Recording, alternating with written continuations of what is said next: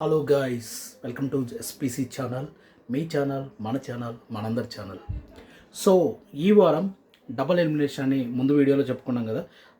Big boss season 9 Telugu week 10లో double elimination అని మనం ముందే చెప్పుకున్నాము. ఫస్ట్ వీడియో ఆల్రెడీ పోస్ట్ చేశాము, అది చూడండి. చూడని వాళ్ళు అది చూసి ఇక్కడికి రండి. దయచేసి లైక్ చేసి ఈ వీడియోను స్టార్ట్ చేయండి, బెటర్.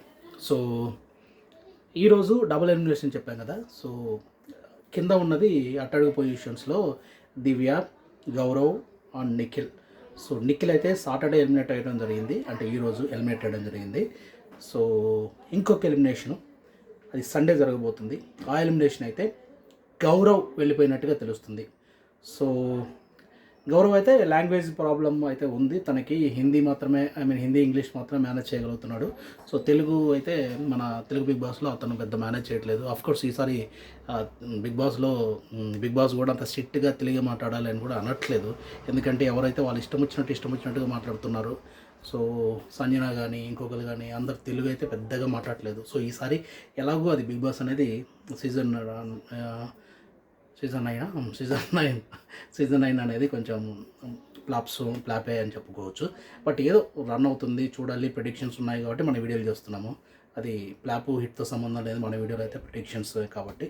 సో గౌరవ్ కూడా ఆల్ ద బెస్ట్. ఎందుకంటే నిఖిల్ ఆల్రెడీ సీరియల్స్లో ఉన్నాడు. నిఖిల్ ఈజ్ సాఫ్ట్గా క్యాండిడేట్గా ఉన్నాడు. అతనేమి నెగిటివిటీ లేదు, గౌరవ్ కూడా నెగిటివిటీ లేదు. సో నీట్గా వెళ్ళిపోతున్నారు బయటికి. So it's a good.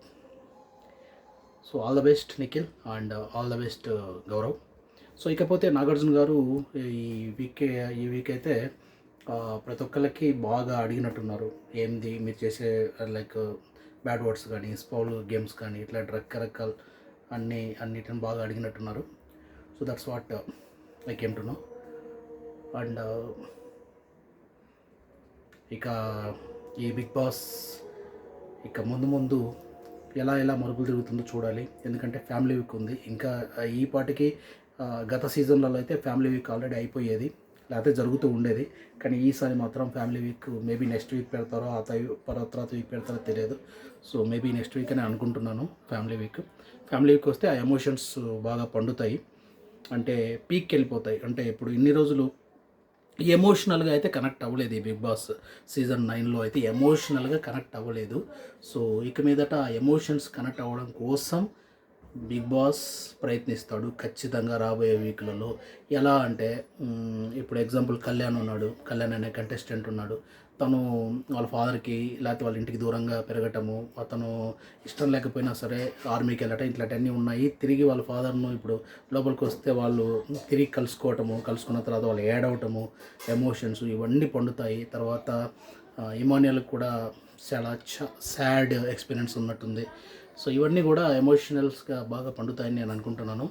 So చూద్దాం, అప్పుడు ఏమన్నా రైజ్ అనేది అప్ అవుతుందో తెలియదు.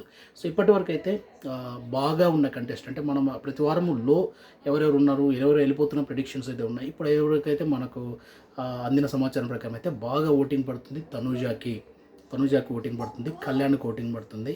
అండ్ ఇమాన్యుయల్ ఎక్కువగా లేడు కాబట్టి ఈ నామినేషన్స్లో ఎక్కువ రావట్లేదు.